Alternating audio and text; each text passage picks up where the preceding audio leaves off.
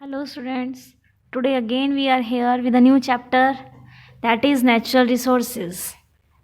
इस चैप्टर में हम बात करेंगे नेचुरल रिसोर्सेज, मेनली जो फोकस करेंगे वाटर एंड एयर के ऊपर. ठीक है, सबसे पहले आपको पता होना चाहिए नेचुरल रिसोर्सेज होते क्या हैं.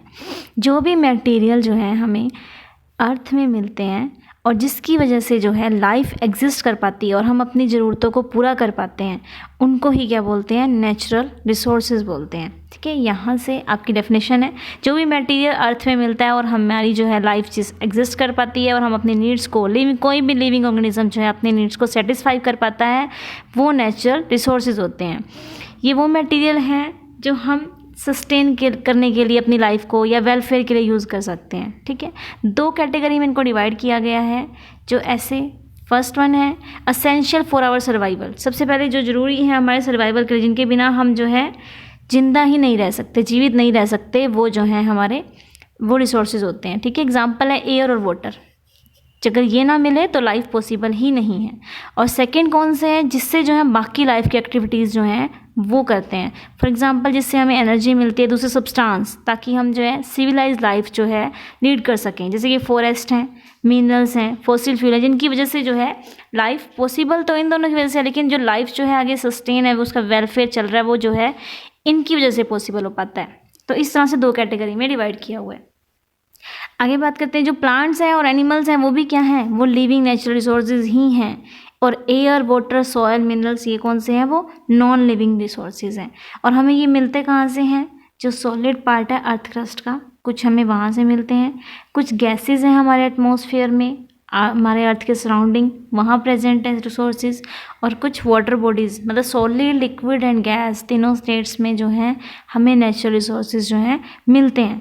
इनको जो है दो मेन ग्रुप में डिवाइड किया गया है नेचुरल रिसोर्सेज को. कौन कौन से, first one renewable resources and non renewable resources. तो रिन्यूएबल रिसोर्सेज कौन से होते हैं, नाम से ही थोड़ा क्लियर हो रहा है. रिन्यूएबल, जिसको हम दोबारा से रिन्यू जो है हो सकते हैं, वो energy resources that have a constant supply, जिनकी कांस्टेंट सप्लाई है और जो है फ्यूचर में जो है ऐसा नहीं होगा जो ख़त्म हो जाएंगे, उनको बोलते हैं हम रिन्यूएबल रिसोर्सेज. सन है, विंड है, वाटर है, ये रिन्यूएबल हैं. कुछ रिन्यूएबल रिसोर्सेज ऐसे भी होते हैं जो एग्जॉस्टिबल हैं. अगर हम उन्हें उनके रेट से ज़्यादा फास्ट जो है यूज़ करेंगे तो एग्जॉस्टिबल हो सकते हैं, या फिर उनका जो नेचुरल मेथड है अपने रिन्यू होने का, उस मेथड के साथ अगर हम उसे डिस्टर्ब करते हैं, उसे ख़राब करते हैं, तो जो है वो एग्जॉस्ट हो सकते हैं. एग्जांपल लगा लो ग्राउंड वाटर. जो है ग्राउंड वाटर एक रिन्यूएबल रिसोर्सेज ही है, लेकिन हमारे जिस तरह से हम उसे यूज़ करते हैं तो हमारा यूज़ जो है उसके रिन्यू होने की प्रोसेस से ज़्यादा तेज़ है. तो इस वजह से जो ग्राउंड वाटर का लेवल है वो बहुत नीचे जाता जा रहा है. तो हम कह सकते हैं यहाँ पे कि वो एग्जॉस्टेबल स्टेज में आ रहा है. ठीक है, नेक्स्ट है नॉन रिन्यूएबल रिसोर्सेज. कौन से होते हैं, वो रिसोर्सेज जो नेचर में बन चुकी हैं, लेकिन टाइम के साथ अगर हम उन्हें यूज़ करते रहे तो वो एग्जॉस्ट हो जाएंगे, ख़त्म हो जाएंगे हमारे एनवायरनमेंट से. ठीक है, और उन्हें हम रिप्लेस नहीं कर सकते, ईजिली रिप्लेस नहीं कर सकते, वो नॉन रिन्यूएबल रिसोर्सेज हैं. एग्जांपल फ्यूल्स हैं, पेट्रोलियम है, नेचुरल गैस है, कोयल है. इनकी फॉर्मेशन में मिलियंस ऑफ ईयर लग जाते हैं. ठीक है, तो अगर आपने इनको ख़त्म कर दिया तो ये नहीं है कि आपको ये साथ के साथ नेक्स्ट ईयर फिर से प्रोवाइड हो जाएंगे. ये रिसोर्सेज ऐसे हैं जो हमें दोबारा नहीं मिलेंगे, उनको हम, लेकिन नॉन रिन्यूएबल रिसोर्स को ये जरूर कर सकते हैं कि हम रिसाइकिल कर सकते हैं. कुछ जैसे कि मेटल्स हैं, उनका हम दोबारा यूज़ कर सकते हैं. ठीक है, रिसाइकिल किया जा सकता है इनका, लेकिन इन्हें दोबारा बनाया नहीं जा सकता. तो यहाँ पे इस टेबल में यहाँ दिखाई गई है सारी कैसे डिवाइड किया नेचुरल रिसोर्सेज को, रिन्यूएबल और नॉन रिन्यूएबल में. और रिन्यूएबल आगे फिर से दो टाइप्स में है, इनएग्जॉस्टिबल एंड एग्जॉस्टिबल. इनएग्जॉस्टिबल जो ख़त्म नहीं हो सकते, एग्जॉस्टिबल जो ख़त्म हो जाएंगे. और नॉन रिन्यूएबल में क्या है, जिनको रिसाइकल किया जा सकता है, जिनको रिसाइकल नहीं किया जा सकता. आगे बात करते हैं कंजर्वेशन ऑफ रिसोर्सेज की. कंजर्वेशन मीन्स बचाव. रिसोर्सेज को हम कैसे बचा सकते हैं. हमारी लाइफ जो है अर्थ पे वो डिपेंड करती है रिसोर्सेज पे. अभी हमने स्टार्टिंग में बात की, दो टाइप के हैं. एक तो ऐसे हैं जिनके बिना लाइफ ही पॉसिबल नहीं है, और उसकी वजह से हमने जो लाइफ जो है उसको सस्टेन लेवल पे चला रहे हैं, वो होते हैं. तो इनके बिना लाइफ ही पॉसिबल नहीं है. तो चाहे वो रिन्यूएबल हो चाहे नॉन रिन्यूएबल हो, सारे सबको ही ज़रूरत है कि हम उन्हें कंजर्व कर सकें. ठीक है। एक वाइज और केयरफुल यूज़ है रिसोर्सेज का। कंजर्वेशन का मतलब कि हम ऐसे तरीके के साथ उसको यूज़ करें, वेस्टिंग ना करें और उनकी क्वालिटी को भी मेंटेन रखें। फ्यू डिकेड्स बैक की बात कर रहे हैं, जो लोग जो हैं उसका टेंशन नहीं देते थे ज़्यादा कंजर्वेशन की तरफ, उनका कोई ध्यान नहीं था, सिर्फ उसे वो यूज़ कर रहे थे, ठीक है। लेकिन अब जो है इम्पोर्टेंट हो चुका है कि हम उनके बचाव की तरफ, उनको संभालने की तरफ भी ध्यान दें।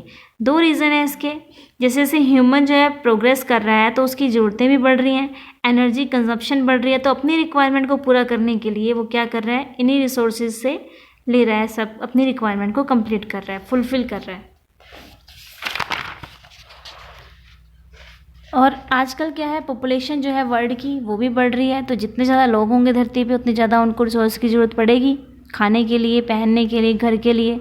तो इस तरह से जो है रिसोर्सेज को बचाव करना अब ज़रूरी हो चुका है। ये दो फैक्टर्स हैं जिसकी वजह से जो है नेचुरल रिसोर्सेज बहुत ज़्यादा तेज़ी से यूज़ हो रहे हैं, और अगर ऐसे ही चलता रहा तो कुछ डिकेड्स में जो है ये डिप्लीट ख़त्म हो जाएंगे और हमारे नेचर में इम्बैलेंस आ जाएगा। तो यहाँ पे क्या है, फॉर एग्जांपल इम्बैलेंस का मतलब या तो वो ख़त्म हो जाएंगे या फिर इम्बैलेंस आ जाएगा। तो इम्बैलेंस कौन से है, जैसे पोल्यूशन हो जाए एयर का, वाटर का, सॉयल का, या क्लाइमेट में चेंज आ जाए, एनिमल्स में डिक्रीज़ हो जाए, प्लांट की पॉपुलेशन घट जाए, ये सब हैं।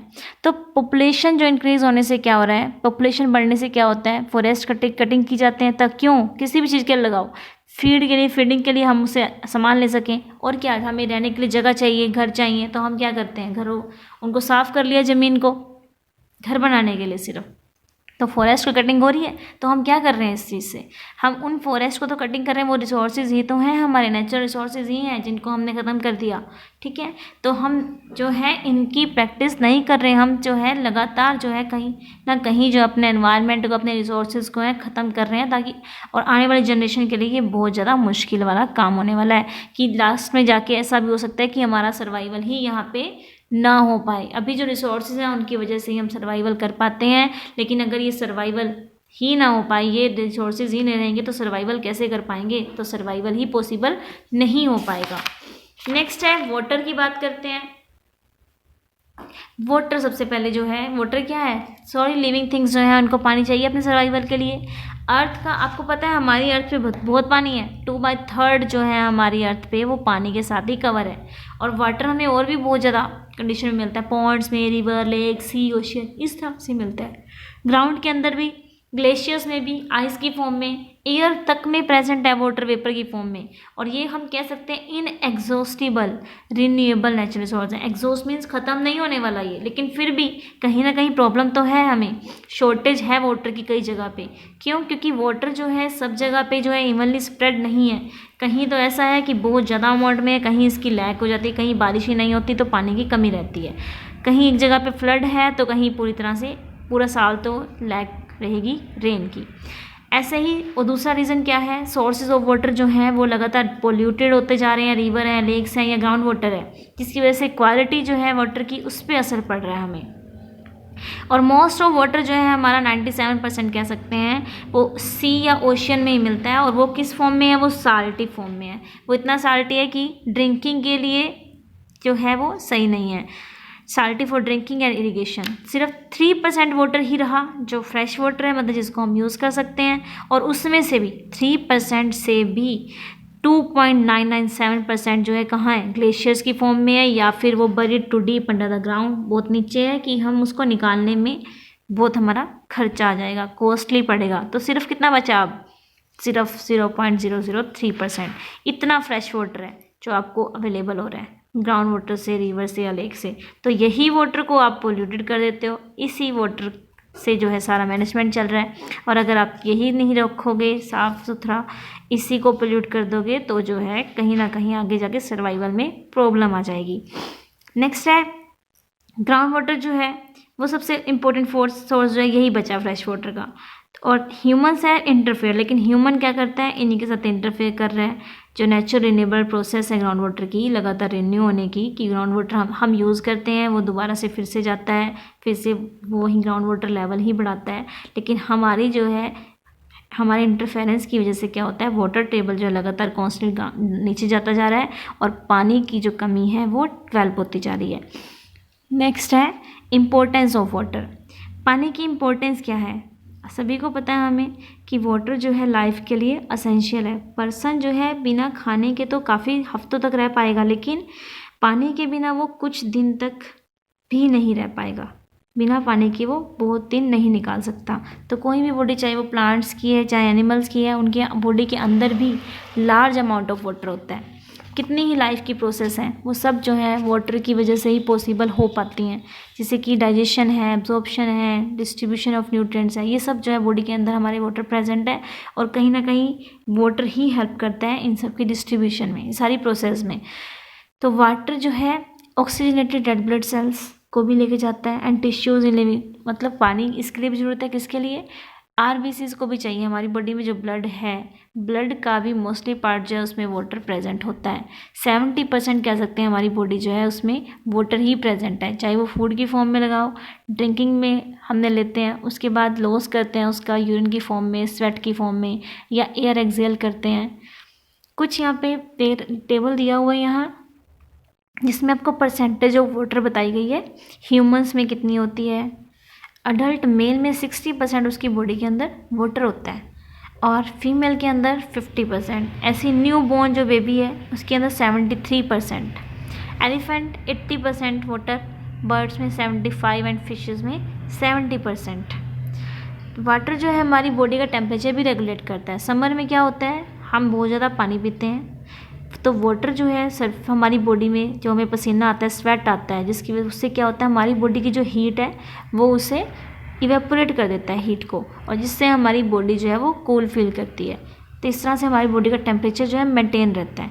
प्लांट्स में भी इसी तरह से होता है। प्लांट्स में क्या है, उनको पानी की ज़रूरत क्यों पड़ती है, सीड्स को जर्मिनेट होने के लिए, उनकी ग्रोथ के लिए उन्हें पानी चाहिए, और कहीं ना कहीं अपने जो न्यूट्रिएंट्स हैं वो पानी से नीचे से जो है पानी लेते हैं सॉइल से, और सॉइल जो है या फूड लगा लो, वो डिफरेंट पार्ट्स में जो ट्रांसपोर्ट हो पाता है वो वाटर की हेल्प से ही हो पाता है।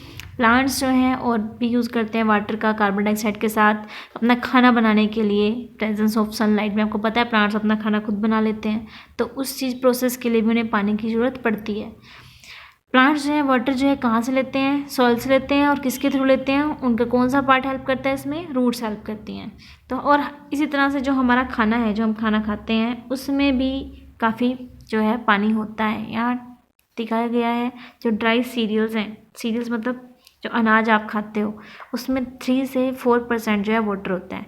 एग के अंदर 73% वाटर होता है, पोटैटो में 78, milk 88, green vegetables 90 and cucumber 95% water होता है इनमें। तो इस तरह से हमें पता चला कि वाटर की कितनी इंपॉर्टेंस है हमारी लाइफ में, इसके बिना जो है एग्जिस्टेंस पॉसिबल नहीं है। तो आज तक यहीं तक रखते हैं हम students. Okay, thank you students.